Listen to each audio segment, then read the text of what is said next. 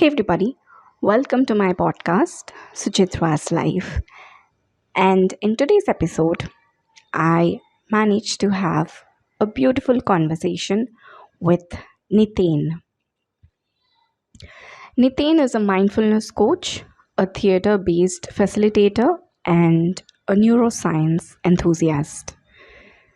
Using these three pillars, he designs and delivers interventions on well being, emotional intelligence, presenting and presence, leadership, stress management, sales, voice culture and expressions, and building team synergies. He has a total experience of 24 years. Before getting introduced to the world of training and development, he worked in the sales department for various industries worldwide. After encountering multiple setbacks, a hampered self esteem, and battling mental health, a breakthrough came about in a meditation course. Here, he saw a possibility of cultivating inner peace amidst the turmoil. He committed to daily meditation practice and went on to work as a social worker for 5 years, spreading awareness on meditation and spirituality. He has been a mindfulness practitioner for over a decade now. He conducted mindfulness based emotional intelligence workshops for corporates, education sector, and NGOs. So let's dive right into the conversation and see what Nitin has to say. Hi Nitin, how are you doing? Hi, good morning. I'm very well. How are you? I'm good as well. So, you know, how did you?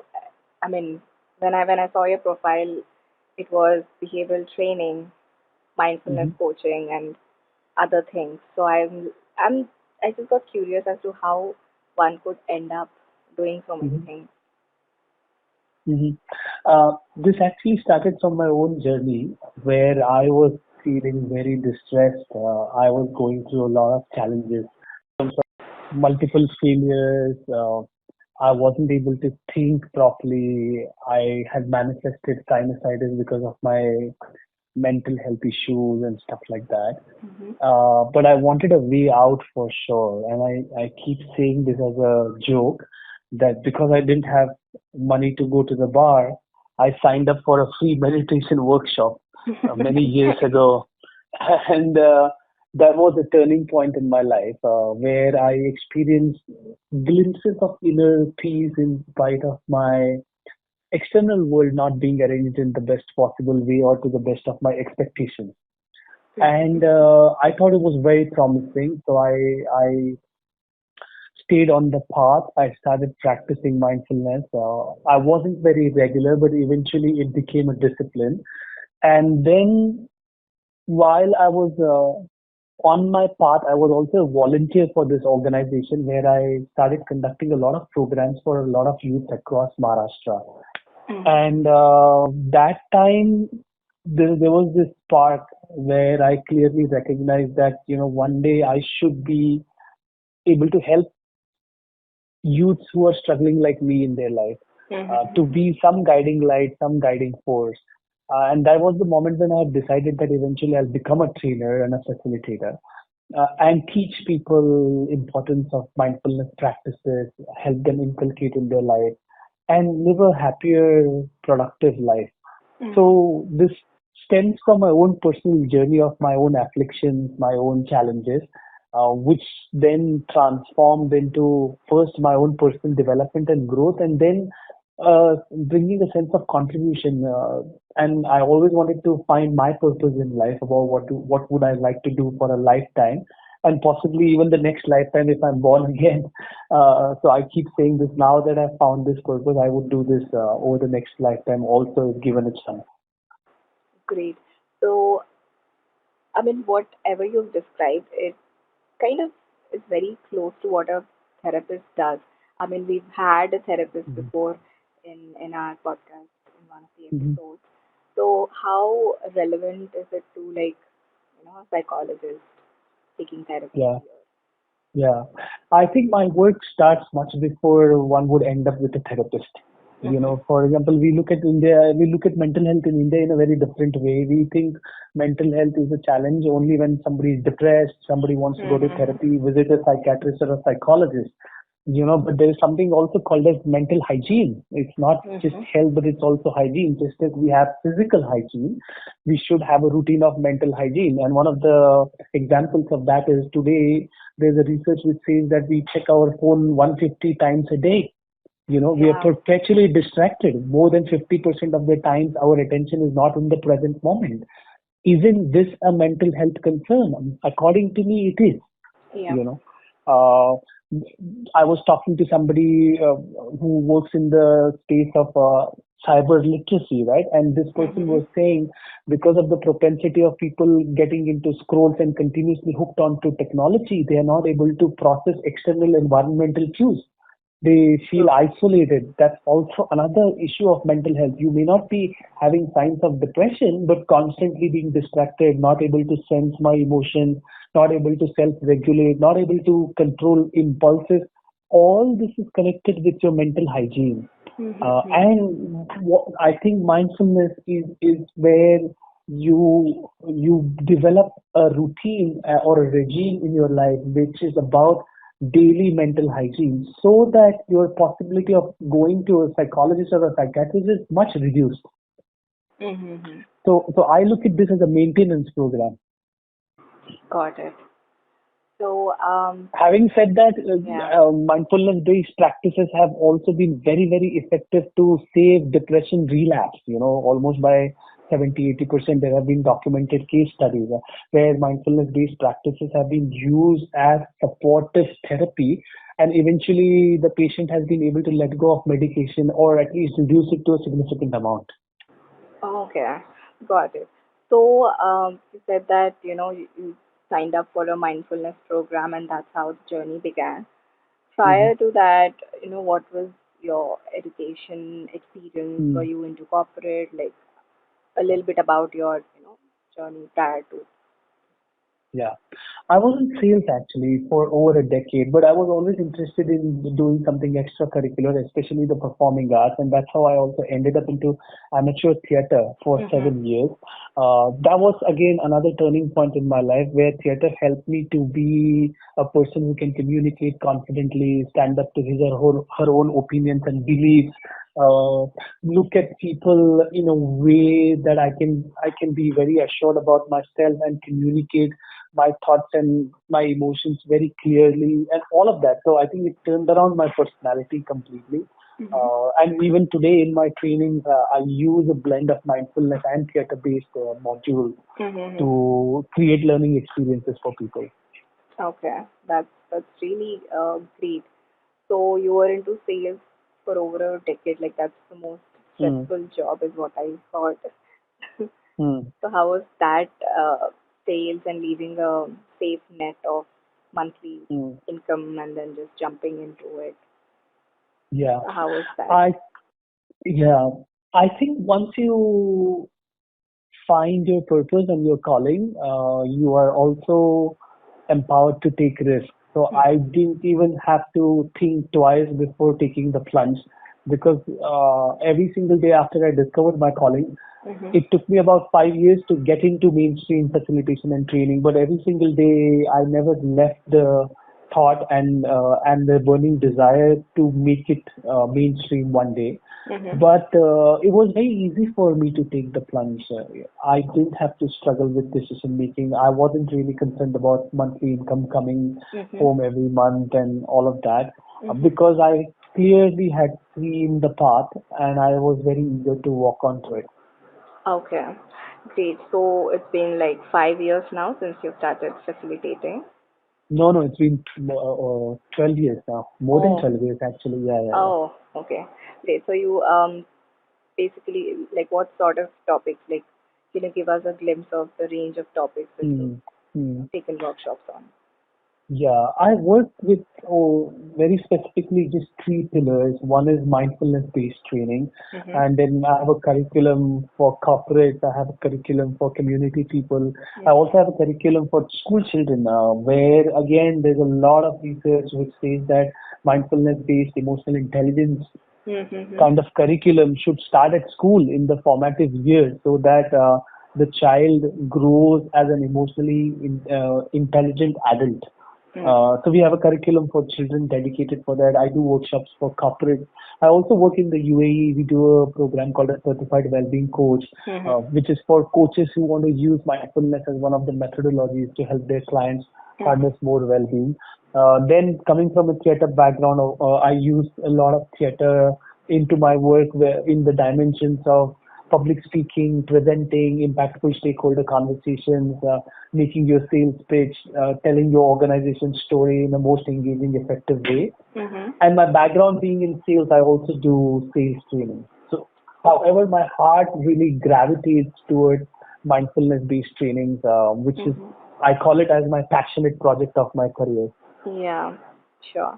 That's a great blend of, I think, topics, areas you're covering, especially coming to kids. Kids are more distracted with technology than we were, because at least we had a little bit Mm-hmm. of advantage before going full on tech. Um, so, while coming to your training or whatever learning that happens in your workshops, how do you create an inclusive learning environment during your sessions? Yeah. It's a good question, and sometimes this question doesn't even strike me about how do I go about creating a learning environment. It's not that a facilitator has to plan about creating an inclusive environment. It is your being which has to reflect that. I'll give you an example. One of the workshops, I walked up to one of my participants and I said that, I really loved the way you were vulnerable and you were so authentic the way you were expressing. And then I realized that when she said that, I realized, and she said, it is because of you, because you were very vulnerable. You shared some of the deepest, darkest phases of your life. That Mm-hmm. gave me courage to be vulnerable, and that gave me the courage to speak up and also feel safe of not being judged in the space. So it's your whole being that reflects into the space where you don't have a methodology to create inclusivity. It is just the way of your conduct and being Mm-hmm. that creates the environment. Because it, I can speak thousand words about being inclusive, but if my whole being is not reflecting that in the space, people can see through my inauthenticity, right? Yeah. Yeah. So in theater, we say word is the last word to express. Your whole being is already speaking, right? Mm-hmm. And people look for that congruence. Mm-hmm. So if I go into the space of saying that know it all, I am this very evolved being and I have no problems in my life and darker areas of my life and stuff like that, nobody's going to connect with me at all. So Yeah. my way of being is being absolutely authentic, honest, vulnerable. That sets a complete different tone to the whole space that people want to explore. And I have experienced that once I am vulnerable, which is very tough.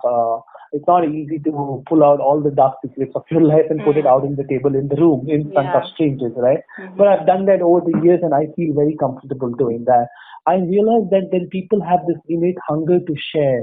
And once they see that environment kind of very naturally evolving, they are very, very open and willing to share parts of their life which they have kept it hidden under the carpet for, I don't know, several years. Mm-hmm. Yeah. So to answer your question, it's never a plan. It's your way of being. That creates the environment. Sure, sure. Thank you for, you know, uh, explaining it so well. And I mean, I know you've been in this field for more than like 12 years now, and there would be many, many memorable incidents that would have happened. So, Mm. is there anyone that is at the uh, top of your mind, like a memorable Yeah. incident that happened Yeah. during your workshop? Yeah, there are two actually. One, I Sure. remember I was doing a workshop without naming the client. I was at the client site, and Mhm. after the workshop got over, one person came up to me and he said, "Can I hug you?" And I said, "Of course you can." And he said, "I Mhm. want to share something." And he said, "Before coming to this workshop, I was contemplating suicide."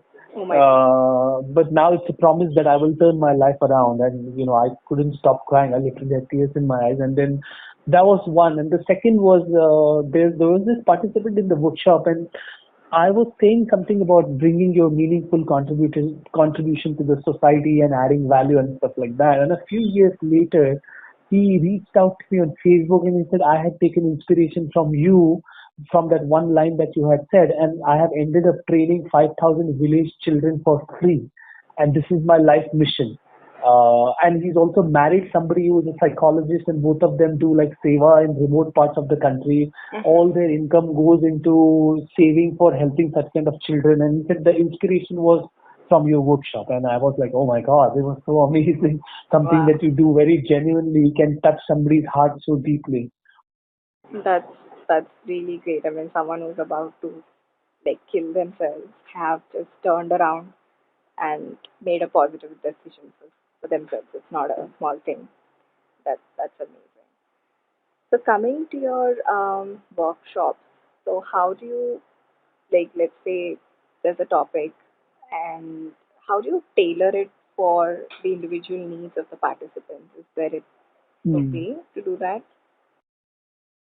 Yeah. So what we do is we have a detailed discussion with relevant stakeholders and sometimes multiple level of stakeholders to be able to clearly assess the need. And one question that I go about asking is, what is the problem that you're trying to solve from this intervention? And Yeah. then I would go on asking a series of questions until we've clearly identified what we're trying to address, and then how are we going to address that. So we do a detailed need analysis, which is like, if you're not diagnosed properly, you can't Mhm. prescribe well, right? So we Yeah. work as consultants, and the first and foremost job of a consultant is to diagnose very deeply and properly. Yeah. So that's how you kind of like get Yeah, yeah, cues and yeah, stuff. absolutely. Yeah. Even in our open workshops, we send out a registration form to our participants, and there are questions where we clearly ask them about their expectations and the problems that they want to be addressed. And then we also clarify about what can be addressed and what cannot be addressed. Mm-hmm. Got it. So all of this work, that has got to do with people, and there's so many strong emotions that come up during the workshop, Hmm. and I'm sure, Hmm. like after every workshop, you would be mentally drained. So how do Hmm. you kind of take care of Yeah. yourself? It could Yeah. be very draining at times. Actually, I'm never mentally drained. Physically, yes, I'm tired, which because it's my body. It goes through Mhm. wear and tear and all of that. But I haven't had any mental drain out so far. Mhm. It also is. I largely attribute this to my daily mindfulness practice for about an hour and sometimes even more. So I've never had mental fog, mental drain out, mental fatigue, mental exhaustion because I have worked hard. You know, I have Yeah. been horrendously physically tired at times, which Okay. then I can just go and have a lovely, meditation and then relax my body, take care of my body, and then get back to work the next time. And that's why I keep saying this, that because this work has enriched me so much, I can do it for the next 20 years also very easily. And that is the sign for me of what is healthy work, which is constantly helping you grow and progress in your inner world, and yet you feel hungry to do more. Yeah. That's So it's like Sachin Tendulkar scoring a century in a very tough match, and next day saying that I'm going to go back to the playground and try and score another century again. So it's yeah. never mentally tiring for people who love what they do. But Mhm. I'm possibly one of them that I don't feel mentally tired at all. Mhm. However, my daily routine is to obviously, because we are in the field of helping people, our onus is greater. Uh, Yep. one bad advice can actually be very catastrophic to an individual, for which I really have to be focused on my nourishment, my mental and physical hygiene. Yep. So my routine is, therefore, I meditate Mhm. at least an hour or even more sometimes, but Mhm. definitely an hour every day. That's my fuel to keep on going. Yeah. Sure. So you keep saying mental hygiene, right? So you you can now I'm hoping like you can now sit in meditation for an hour, but other people who are just still struggling to just sit still, what Mm-hmm. sort of mental hygiene routine would you suggest? Like somebody who's even struggling Mm-hmm. to sit still for like a couple of Mm-hmm. minutes, closing their Mm-hmm. eyes.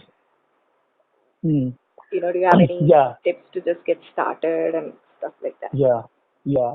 See, I mean, while I do it for an hour, I never started with an hour. I started with 5 minutes, and those 5 minutes could feel like 50 minutes, right? Yeah. Dreadful. Hmm. And for 5 minutes, I have to keep an alarm and start checking why is it not ringing after Yes, 4 minutes, right? that So, happens with me. uh, however, this enough should be a good alarm bell for all of us. The fact that I can't sit still Hmm. for 5 minutes should not be flaunted around in the world. It should be taken as a problem. So you have to recognize that. The first time when my teacher asked me, "What is your experience of meditation?" I said, I've realized how screwed up I am. Hmm. That realization is extremely, extremely important. And then start small. Just start for 2 minutes. You know, Hmm. then have multiple sittings of 2 minutes. Let's say sit 5 times a day for just 2 minutes. And what you do in that is just simply bring your attention to the tip of your nose. Watch the breath go in and watch the breath go out. Invariably, your mind will wander somewhere. Hmm. It will get distracted in thoughts, emotions, bodily sensations, surrounding sound. Hmm. Recognize the distraction, come back to the breath again. Hmm. As many times as you recognize your distraction and you come back to the breath, you're building your mental attentional muscle. Wow. You're building your mental reservoir. You're building your mental strength. And people ask me, is there any advanced practice? This is the basic practice, and this is the most advanced practice. Hmm. People find it very simple, but Mm. if I ask you to do this for 40 minutes, you would rather go and, get drunk than doing this for 40 minutes. Yeah. you know so don't consider this to be a very simple practice. It is very, very highly advanced practice, and it has multiple benefits on the physiological, psychological level, and on your whole well-being. And there's enough documented research about how these kind of practices can benefit your entire being. True. So short times, many times could be the mantra. And then now you realize that, okay, 2 minutes are over, but I still have fuel in the tank. I am still fresh. I can go on for the next 4 minutes. Continue then. And slowly then you can keep on increasing the time span. So that's how I did it. Started Hmm. with 5, then about 1 hour. And sometimes if I have time, I could now on a weekend, maybe I could sit for a couple of hours also. Not Hmm. because not because it is now become like a military right regime. It is because Mm. it is giving me so much of nourishment. It is True. helping me to rejuvenate, uh, feel fresh, then recuperate in my mind, body, Hmm. spirit, everything. So therefore, I would always want to do it more and more, right? Yeah. Because it is giving me so much of benefit. That's that's just amazing. Thank you for sharing it. So that all the listeners could also at least get started Mm. somewhere. So Nitin, how do you stay updated with the latest research and trends in behavioral sciences? Like, how do you go Mm. about it? Mm. Yeah. I read a lot. I listen to a lot of podcasts. In fact, I keep saying this to people that somebody who watches my life from outside would find my life utterly boring. I don't have any hobbies, and I keep saying this. What I do in my free time is what I will do more of in my regular time. Yeah. Which means if in my regular time I would listen to a podcast, I would listen to more podcasts when I'm free, Yeah. and continuously I keep grabbing onto knowledge, and then see how I can imbibe that into my daily life. I read a lot and listen a lot on neuroscience-based podcasts, Hmm. neuroscience books, psychology. So it's a continuous endeavor. It's never ending, and Hmm. therefore, in Hindi, I use this word at one level. This work is like chal. It's Hmm. deep agitation that you continuously have to keep on learning, growing, committing to the cause, and all of that. So, but it's fun. I love doing all of this. I wouldn't trade this for anything else.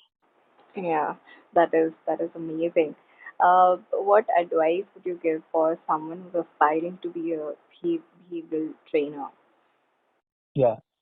Uh, I remember the first thing that I used to ask people when they come to me, and I still do, is why do you want to be a facilitator? And usually the answers that I get is good money. I will get to travel a lot.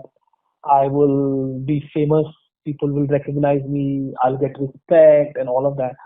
And I'm like, if all of this is not there, would you still do it? Yeah. So I think clip off all of this, and if your answer is still yes, that's your first step of qualification. Because see, money, fame, and all of that will come much, much later. For example, when I started 12, 13 years ago, that time I was naive and I used to say, I'll have international participants in my workshop one day. Mm, It's taken me 13 years to have international participants in my workshop. mm, Uh, so so it's very arduous. You have to submit to rigor, continuously learn, and all of that. And all of this can only happen if you have a higher purpose in mind to be a facilitator. mm. You know, otherwise you will give up. And I've seen so many people giving up when the rubber meets the road, right? When situations Yeah. become challenging. So there has to be a greater why in doing all of this, and without that I think one wouldn't sustain at all. So Mm, for me, I still keep asking what is my greater why. And I remember one of the instances when I had done a workshop. I was taking a flight back to my hometown. On the aircraft, suddenly I started weeping, saying that, is this it, or is there a greater why, and what is it that I should be doing to find my greater why behind doing this work after mm. having done it for 6 7 years. Oh, okay. so so yeah, you have to be very clear about why would you want to do this, and if money wasn't there, fame wasn't there, and all of this wasn't there, would you still do it for at least 10 years?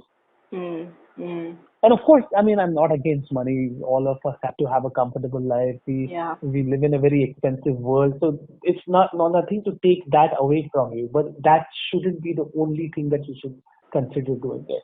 So that's my first advice. The second is, find your domain where you are really passionate. You can deep dive into it, Mm, go all out discovering that domain, and become an expert in it.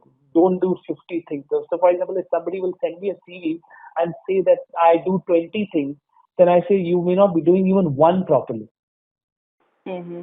But if somebody would send me their profile and say I have done one thing for last 10 years, I would probably trust more, because that person would have, turned around every stone to go deeper into their domain and seek, everything in depth. And I think that's more valuable.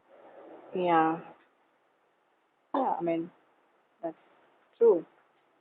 So, like once we, figure out our why and, our domain, so how do we go about it? Like, do we do some certifications or are there any institutes that, you know, like train the trainer programs or something like that? Yeah. I haven't done formal train the trainers started off my journey, so I would not be able to Mm-hmm. point you to any specific institute, but you may have to do your research. Yes, people do ask for people credibility. Somewhere have you done your certification? But now again, Mm-hmm. I must point this out. You go on LinkedIn, and people will keep Yeah. on posting. I have done this certification. I have done that certification. Their profile will say 25 certifications Mm-hmm. or 30 certifications. But what is the expertise that you have created? Can you really create 25 domain expertise? Hmm. It's not possible. Just explore one domain, have persistence, have patience. But I started writing on mindfulness 8 years ago. People used to laugh at me when I used to say mindfulness should be Mm-hmm. included in corporate training and schools. It's taken me 8 years to at least people to pause and listen to what I have to say. You know. Yeah. So it's not just certification after certification. Mm. Certification is only going to give you that little LinkedIn visibility. Mm. Ultimately, you will have to go and perform in front of your clients, right? Mm-hmm. That is when you will be tested onto your knowledge, your grit, your determination, and your depth. So I will keep saying this, with let's say nepotism, right? With Mm. nepotism, you can get into, let's say, a sports team or get a movie and all of that, but ultimately your audience is going to judge you Mm. if you don't deliver. Yeah. And what would make you deliver? Your hard work, the time you've spent on your domain, Mm. working on your craft every single day. Yeah. That's so true. Yeah. Thank you you. Thank you for that, Nitin. I Okay, so you've discovered your why and that kept you going. Mhm. So, what's your definition of success for you that you figured out? Okay. I keep saying this. This is my naive vision statement, but if before I die, if I could reach out to 1 crore lives and meaningfully add some value to them, Mm-hmm. I think I would die peacefully. So, Oh, has has this like this routine of meditating made mhm. you more intuitive and spiritual? Like that's why, I mean, you just you're just simply like are you like detached from your life that you're saying like, you know what, I can Mhm. just reach out to so many people and die peacefully? That sounded like a very a Yeah, detached kind of yeah, it's coming from a detached place. yeah, So yeah, has yeah. meditation done that to you? Uh, I am not detached. I am very passionate.